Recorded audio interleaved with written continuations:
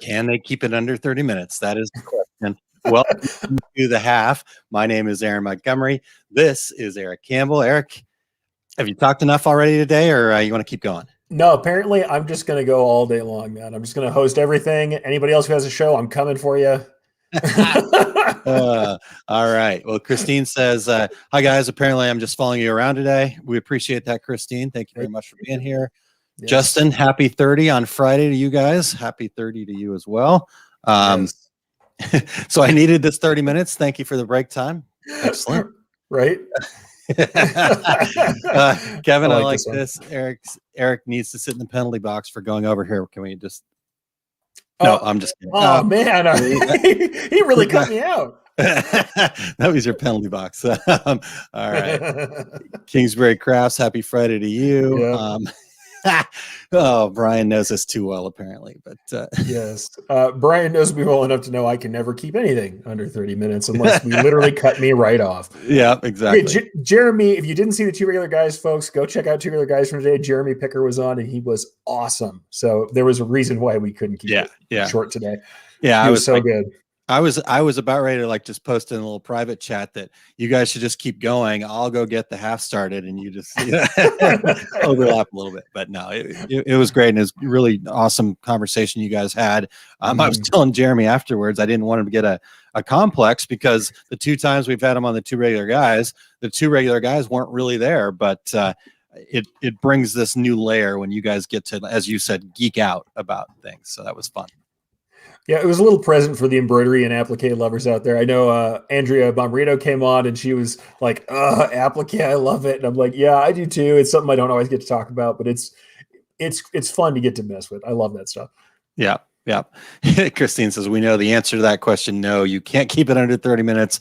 None of us who do this can as a general rule. Yes. Christine, when's the award? We got to do 2.5 hours on my Small Business Saturday program. That was supposed to be 30 minutes. So no, my wife always teases me about going long. And I told her the other day, I'm like, people listen to talk radio shows for hours all day long. And I'm like, it's not like they're sitting at rapt attention, staring at the screen the whole time. A lot of you folks are out there working, doing your thing. And I have no problem with that. Absolutely. Absolutely. So, all right. So what the heck were we talking about at the end of this last week? I've been traveling, so my brain is fried. Unfortunately, I think it was your topic. I think we were talking about markets or something. And I have to admit, I lost it too, especially in the preparation for today's Two Regular Guys show. I've been thinking about that. Yeah, we kept you busy with that. As noted on the Two Regular Guys, Terry took a week off, and I basically took a week off too. So no, fair. I enjoyed it. Like I said, it was getting to geek out about embroidery stuff, and I loved Brian. As you guys know, Brian Bailey, Creative and Brilliance. He came on with awesome questions about decoration and multimedia. We got to go pretty deep today, and that's something I love to do. That was cool. Yeah, really cool. So Marianne says, did a sentiment for a quilt for a client. First time ever to do 1/4 inch lettering. It actually came out very nice. Over 38,000 stitches. Nice. Yeah. Wow. Small lettering. Small lettering is always tough. So cool to get that going well. And quilts, that's crazy. Because you do, people always say oh yeah, we do garments, stuff like that. Oh, but home people, whatever. I'm like, okay, people doing craft and home and art, that's like heirlooms. That's stuff people are going to look at forever. So yeah, it can be really stressful. I've done some quilt stuff, believe it or not, even in my commercial world. There you go. Eric, Christine says, Eric and I once did a podcast that was an hour and a half. I do think the one I did with you wins the prize though, Aaron. Yes, that's definitely my longest ever. But the great part was 2.5 hours went by and I was like, oh, wow, it's 2.5 hours. I mean, It felt like a 15-minute conversation. It was so in depth. It was awesome. So appreciate that that you gave to me there, Christine. Mike, hi there. I didn't think I was going to be able to catch this today. Well, glad you made it, Mike. Thank you for catching it. Mike, who is reciprocator number 1, who named my fan base. So, Mike, thank you for showing up. And by the way, I got this awesome post from Mike early talking about how he appreciated people who are passionate about the industry and lifting us up. And I really appreciate that sentiment from you. And anytime you tune in is always a treat, man. So whenever you can, however you can, thank you for listening. Thank you for being there. Cool. Todd says, sounds like someone wants to try to go for 24 hours of Erich. I definitely do not. Friday nights, my wife will tell you my voice is gone. It's like when I'm at the trade shows, I am toast on Friday. And sometimes the next morning too, which by the way, tomorrow morning, I get my second needle stick. And real early in the morning, I'm sure I'm going to feel awesome tomorrow after the Friday marathon. There you go. There you go. Well, then try to get some rest tomorrow and I will then try. be vaccinated and ready to rock. So Happy about that. Yeah. Ramona says, and it took me a second because I always abbreviate two regular guys as 2RG. So however you do it, the fact that you liked it RG was awesome. Yeah. No, that was a really good episode. And like I said, if you haven't seen stuff from Jeremy Picker, go check him out. Amber Creative, AMB3R. Awesome stuff. Yeah. It definitely. Hi, Missy. Thank you for being here. All right. So what questions do you guys have? We've got plenty of time today. Let's 30 minutes at least, right? Yeah, totally. And I mean, honestly, my head's still spinning from all the stuff we just talked about on Two Other Guys. I mean, we got into value, audience, promotional products and wearables as marketing. There were so many good topics there. So if any of you guys are coming right off of that, then let's talk about that too, because he had great concepts about how that makes a difference. Yeah. Let's get to that. Let me just get Christine's comment real quick. Sure. Though I got my second yesterday. Side effects aren't too bad. Some body aches and the injection site is sore. Not too bad though. So that's great. Great to hear. Good deal. I've heard most people are doing pretty good with it. My neighbor did kind of feel like she'd gotten beat up a little bit, but yeah. So who's in the painting behind Eric's right shoulder? Actually, that is from my early art days, and that is a self-portrait of myself in my early 20s when I had hair. Oh, so yeah, and I did that. That's a charcoal piece that I did. Like I said, I've had approximately one class in art, believe it or not, and that is one of the pieces from it. I had it for years, and we put it in a frame for the heck of it, and I really need to move it now that I realize it's on screen. I like it. Now you should move it to the center or actually hang it on the wall up there. There you go. Yeah, I've got a set of my charcoals and stuff, and that one was something that was a favorite of a friend of mine, so I actually had it hung up years ago.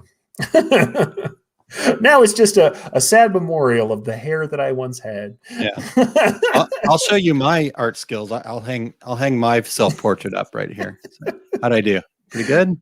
Hey, it works for me. I can embroider it. I envy people like you, Eric, that have those incredible art skills. So, well, I do. I am my creativity comes out in other ways. So. I love who people think it was, though. I don't know what I should feel about this. Mike thinks it was Bela Lugosi. Yeah, no, I mean, just a super dark portrait of me not getting my values right for art class. And, Todd thought it was Rob Zombie. Not too far off, because me in my teen years, black hair and lots of loud music, my man. So yeah, not too far off. Black hair, shaved sides, lots of loud music. So I looked a lot different than I do now. Yeah, back in the day. Lisa says, "Good morning, great show today. Talking about the two regular guys." Agreed. Eric did a fantastic job. Clorinda, good morning. Thanks for being here. Let's see here. Christine says, Aaron, my visual art skills are about on par with yours. My grandmother was a painter, and I've always wished her skills had translated to me. So, well, good. I'm glad that my drawing skills are right in there with a lot of people that I very much respect. So, and I'm going to tell you that I am by no means an artist. It's not something I would claim whatsoever. You are an artist, so it's okay. No, it's okay to admit it, Eric. I am an able translator into embroidery. I can interpret pretty okay. That's where I'm at. That's what I feel about it. There's some awesome people going on, though. Awesome. So Darla says, just registered for the Impressions Expo in August. Excited to get back to shows again. I hear Christine is teaching a class. Christine, can you tell us about that, if so? Yeah, maybe. Yes, no. Talk to us, Christine. I know all my stuff has been virtual, so I will say I don't know if they're just doing the same virtual stuff or not. So, by the way, here, to show you the last time I actually did any drawing, I'm putting a link up in the chat. There's the last time I did a bunch of drawing and a much more on-brand picture of myself. So, in fact, since we're visual, I'll share my screen. Why not? There you go. All right. So There you go. There you go. That's awesome. That's the last time I drew much. And by the way, if you guys hear me harping on about Von Glitchka, this is from one of Von Glitchka's classes that you can take on lynda.com, and I hardly recommend it. So yeah, there's some random stuff, and there's the last time I drew myself with a much more accurate hairline. There you go. I like it. Handsome dude right there. Oh, come on. See, Justin's got it right. Modesty. So now I'm just surrounded by too many awesome artists. When you're in this industry, you see people who are serious artists, and you're like, no, I can scratch a little. I'm there fine. You go. There you go. All right. Well, so Christine says, I've been asked to teach. We haven't signed contracts yet. So all right. Good. All right. Good deal. Mike, I did. Oh, sorry. Wrong one. There we go. I did hear about Prince Philip. I did not know about DMX. So, oh yeah, no. Somber day, but Prince Philip lived a very long and illustrious life. So, glad that we had him on this planet. So, all right, Aaron, hello. Thanks for being here. Thank you. I like to say Aaron now that I've got the name right. So. All right. When communicating with customer support departments, any tips on what info to provide or how to present it when doing by email to make it more efficient for both user and provider? As a customer support yourself, or are you talking about like other customer support departments, like the people who are like your vendors or people like that? That's a question there. Yeah. Yeah. I mean, I would say the number one tip though that I would give people, if you are reaching out to support, and then so let me start there. Then because customer service and customer support is actually like a big thing of mine. I believe that the best way to make your company the most profitable is by being that, customer service centric business, and the more customer centric you can be, the better your business is going to be. So I will soapbox this for just one quick second. But if you are a end user reaching out to a support department, most of the time what happens is people are frustrated, right? Something's not working. So they have to reach out to support, which they don't really want to do in the first place. But I think the best thing you can do when you're frustrated is to stop, take a breath, present the information. Because what happens most time, people come in and are just attacking customer service people right from the get-go. And that puts you in a place where you're not going to get the best support you can get. So if you come into it with here's the situation, here's all the facts, can you please help me? Here's why I'm frustrated. Here's why, this is my deadline that I'm trying to meet, whatever. Just get all the information in as much detail. If you're sending an email, again, try to be as clear as possible in that email about the specifics. Do a screen share, take a video of it to share, whatever information you can give up front. And again, being kind and friendly is going to get you the best support, right? So that's my tip for that side. On the flip side of it, the person, if you are a customer service person trying to answer customer service emails and whatnot, again, same thing, be as detailed and as thorough, be as empathetic as possible, in that you don't know what it is that they're faced with on the other side. Maybe they've got somebody screaming at them, deadlines, life's not going so well right now, whatever the case may be. Don't make any assumptions about this, right? So your reply should be, I'm here to help you. I'm ready. I'm going to suggest some things that, you maybe have tried. So don't take this as me talking down to you. I just want to make sure that we cover all of our bases and can be as efficient as possible. So here's where we start. I mean, I would equate this back to, did you turn on the computer? Those little starting points, but present it in such a way that you're not going, hey, you're Mr. Dumb Customer. I've been dealing with dumb customers all day. You're dealing with it as hey, I just want us to make sure that we cover all of our bases. We get this resolved for you as quickly as possible. So I'm going to start in the basics. So please don't take this as me talking down to you. Here's the basics. If that doesn't work, would you send me these items, video of this or whatever? So again, from both sides, the more clarity and openness and understanding of each side's situation is going to be the best way to tackle that. So that's my customer service soapbox. Eric, feel free to jump in. Oh, here's what I'll just say is like I would be standing behind you on that soapbox with the big sign saying what this guy said. Because honestly, a lot of that's just the case. It's very much like marketing, though. I would say you need to remember your audience, and it's easier to think about it that way sometimes. And empathy is certainly part of it. I know it's easy to get frustrated with people, but the thing to remember, especially if you're on that end of being, servicing the customer, you are the service person, is that they are not you. They don't know what you know. They are not in your world all day where you are. Like you're living in your company all day. You're living in the, let's say, apparel decoration world most of you guys are coming from. You're living in that all day. They aren't. You're the expert about this. They aren't. They don't know what you know. They don't spend their time the way you spend your time. And like the reason I kind of equate it to marketing is that sometimes we make that mistake when we're marketing or when we're building websites or ads or whatever we're building or making content. We're talking to people like us instead of talking to people we want to sell to. Same thing in customer support. Don't talk to you. Don't talk to someone who you assume has your knowledge. Talk to somebody who you assume is your actual user, is your actual customer. Yep. Hard to remember. No lie. End of a frustrating day when people have been rude. Totally hard. Yeah. Yep. Yeah.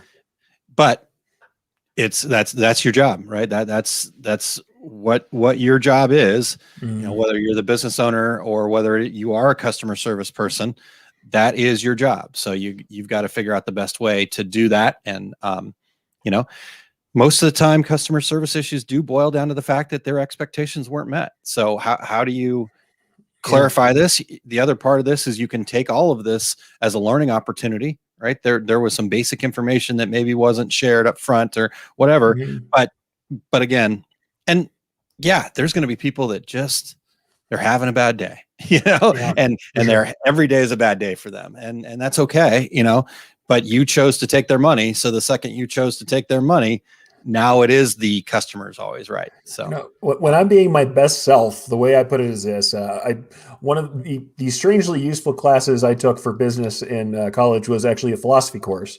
And there's a principle called the principle of charity when you're engaging in an argument. And I mean like a logical argument with somebody, not just yelling at them, not that kind of argument. Do we even have those anymore? But anyhow, go ahead. But when we're actually engaging in a real argument with somebody where you're trying to prove a point, they're trying to prove a point, the first thing you do is you apply charity and go, I believe that the person across from me is sane, that they believe that their point is real, that they think it really is in everyone's best interest to believe as they believe. If you start from that, and say, this person really thinks this is the way things should go, and they really believe what they're telling me. They're not crazy. They're not actively trying to hurt people. They're not trying to hurt me. That's what they really think has gone on. Start from there and work out. And at least it gives you pause for a minute to go, okay, in the world they're experiencing, this is how it went down. If I assume that's really what they're feeling, then we can start from there. Because otherwise, if we if you write somebody off as like they're crazy, they're mean, they're mad, you don't get any of the feedback that might actually be helpful to you. Yeah. All right. Well, let's keep going. We got some comments flowing in here. Darla says, Christine, well, they're registering people to attend with you. So I have to check into that. Impressions do that once for me too. One time we hadn't finished writing stuff up and I was already on the list. So you might want to look at their website. Yeah, exactly. Check that out. All right. Let's see what else we've got here. Lori, hello from Current Sponge, future reciprocator. There you go. Happy to have anybody at any stage. Thank you for showing up, Lori. Yep, great. And Ramona says, hey, I have a great hand turkey. That's actually a phenomenal skill. I was just thinking about making one right now, but we'll hold off on that. And then Dean says, not sure I want to go to Atlantic City in the summer chaos. So we'll see what that looks like. Yeah, there's still, it's a mixed bag, right? I've talked to lots of people on it's, we want to get back and everybody's jonesing to get back and do in-person stuff. But then the flip side of that, the chaos, the unknowns, so everybody's just got to make the best decision for what they feel is right. So let's be open to that. All right. Connie says, plus the person you're reaching isn't at fault. So you need to be really nice, catch more flies with honey. That's a great point, Connie. Thank you for sharing that. I mean, be clear. I will say this: be clear and say what's going on for sure. I mean, because I've had times where I'm doing support and the person's like not asking me for what they want, and I get to a point where I'm like, okay, what is it that we need to fix? I know like they're being nice to the point of I can't even really tell what they want. So clarity is still important, but I think most people in support are going to be a lot happier with you if you are just level-headed about things. Yep, for sure. All right. Mike says, any insight into chasing government level tenders? Too much trouble for a small shop. My experience has been that it's not always what it's cracked up to be. Bidding on government jobs has been not so awesome. But I know people who get themselves structured around doing it and do very well. So I don't know that I can give you a blanket statement on that. I worked in small to medium shops, and it often turned out where, at least in our locality, it was definitely a lot of work and not a lot of winning contracts with anything reasonable as far as margins. So I think it depends on your locality. It depends on what you're bidding on. Depends on how you're set up. I knew contract shops who were doing well with it, but you are, like I said, lots of times they have to bid things out and they have to take lowest bidder. Yeah. And it depends on where you are. And I believe you're in Canada. I don't know what part of Canada. I don't know how that operates for you folks as well. I'll say in New Mexico, we had a lot of kind of low margin stuff, and it wasn't always the best. Yeah. Yeah. And I think that the answer to this question, like you said, Eric, is there's definitely a lot of variables to it. Kind of understanding what it is that the requirements are. Like you said, it's a totally different process. They're going to bid it out and just looking for the lowest bidder. The margins are typically thin, like you said. Payment is not always easy. So there's lots of challenges, but at the same time, if those challenges up front, you know that you can make money because you know what your numbers are, and you can, set the clear expectations.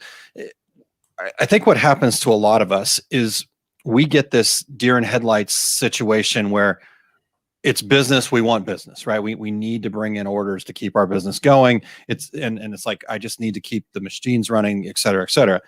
But I think what happens when we have that deer in headlights is we miss looking at the bigger picture. How is this going to affect my business? If I bring in all this government work, is that going to hurt what my core customers need from me? If I bring in all of this government work and then for whatever reason, I end up not getting paid, or it's really hard to get paid and I'm the one carrying all of the costs. So my tip, Mike, would be not so much that is it too much trouble for a small shop? Can it be a catastrophic situation for your business? Now, if you can manage it and you can manage those expectations, be clear, get contracts, all that kind of fun stuff, then yes, it could be work that's worth doing.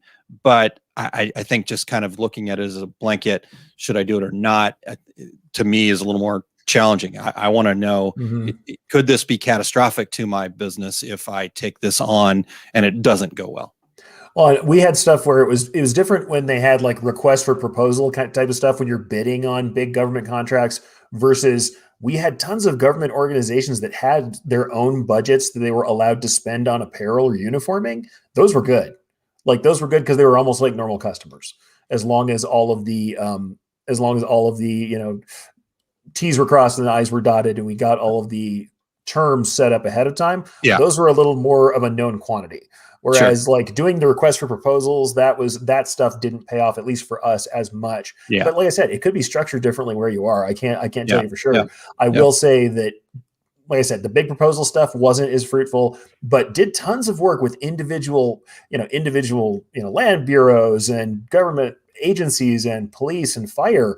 Did a lot of that stuff that wasn't part of, like, let's say, city government stuff or state government proposal stuff. And I don't know, like I said, depends on your shop, how you're set up, but Aaron's got it right. Know what you're going to carry, know how they're going to pay you, and also understand all the terms that are involved and the fact that you're going to have to kind of deal with whatever the proposal process is, which is just kind of extra overhead. Yep, definitely. All right. So Marianne says, incident happened to me a couple of days ago, dropped off deposit for my IRA. Rep should have taken it and said, I will get it to the right person. It will be deposited. Instead, she had me going to another address, and which was totally incorrect. Customer service skills were definitely lacking. I mean, you're going to see this across the board, and that's, they're just lack of clarity. Unfortunately, this is just like goal setting. I mean, this is just not something that's ever really taught. We're all just expected to know how to do this, but actually training people in customer service, learning customer service, doing things like that, hugely important for all businesses. Well, and having basic scripts. The funny thing is I'll see people where they treat their quote unquote counter staff as lowest on the, as the Yeah. lowest staff they have. And I'm like, that's your primary experience that anybody has for you. If you have reception in the front of your building, if you have somebody who answers your phones, if you treat them like the lowest part of the staff and you don't let them know any of the ins and outs of what you're doing, well, that's the primary brand experience people are having with you. Yeah. Not a great plan. Yeah. Not a great plan to treat them like that or not let them in on all the details. 100%. So Ramona says, back in my CS days, I instructed the CS staff to let the frustrated person climb their mountain. If you interrupt them, they will have to start over. When they get to the top, you ask the question, how can I make this right for you? That's a great way to do it, Ramona. Perfect. Yeah, Good I love example. that concept. Yeah, Yep. for sure. Sometimes people also just want to be heard, and at the end of it, either they've already made up their mind and you can't do anything, but it's still the best answer then is to listen to them and let them get past it. I mean, if you're ever going to salvage anything out of them. Yep. Yeah. Mike replying to Ramona's there, I believe, is yes, not are you done? That's definitely not the way to reply as they've climbed their mountain. I agree with that. For sure. All right, Donald, let's tackle this one. This one definitely seems to be a challenge, so we'll do our best here. Obviously, some of the fine details will be missing from our end, but let's tackle this, Eric. So he says, I have a client who has quality issues with the apparel they purchased through me. The items are high-priced safety coats. We did not customize the outer shell, but did embroider the inner liners. Now, 4 months later, they are coming back to me with issues. I've gone back to the manufacturer and they're willing to replace the coats, but that's not good enough for my client. They're really wanting their money back. How should I handle this? I'm going to say I will have hoped that you gave them return policies ahead of time that kind of stated where you were with that. A client who thinks that after 4 months they're going to come back and get all of their money back for an order, especially if you're already getting them their garments again. And there's actually a clarification here that the issues they're having were with the outer shell, not the inner liners. If the inner liners that are decorated zip right into the new outer shells, I'm having a hard time seeing the problem. Yeah. And that might be the issue, is that you have to kind of tell them that, I have done things in my past, like decorate things at cost and say, okay, we'll do the decoration for you at cost if you want, but I'm not willing to do that. It depends on what the client's worth to you. And honestly, I'm looking at this client wondering what's their longevity, how good are they as a client if they're going to be this kind of client where you've made strides to fix things for them and they're still trying to just get money back out of you. I don't think there's a good reason for that here. You've amended the things and made it right. Yeah. And I don't know if it's worthwhile to salvage them. See, I agree with that wholeheartedly. Now, obviously, like Eric said, what's your return policy? What's your your policies that are in place that they should have been aware of before you took their money? But my guess is they're having buyer's remorse. You said that they were high-priced safety coats, and now they're just trying to find issues with it because they couldn't afford it or whatever the case may be. But again, if your policy is such that, if the product is deemed effective, all of our policies should be that we will replace the items, not that we will return the money. And I think that's the key, is to make sure that our return policies are clear. And that's the way I always write my return policies, is it's if the product is defective, we will replace the item. So, yeah. And Mike, I think is probably right here. Sounds like they're just fishing for free stuff. I mean, it seems like you have the right go on it. You're getting them the replacement stuff. I'm going to hopefully count on the fact that the manufacturer's replacements aren't also flawed. If so, then it's a problem with the manufacturer to take up, and you might have somewhere to go with that. I feel like it does feel a little bit like fishing to try and go for the full cost back. And I don't know that I'd want to do that.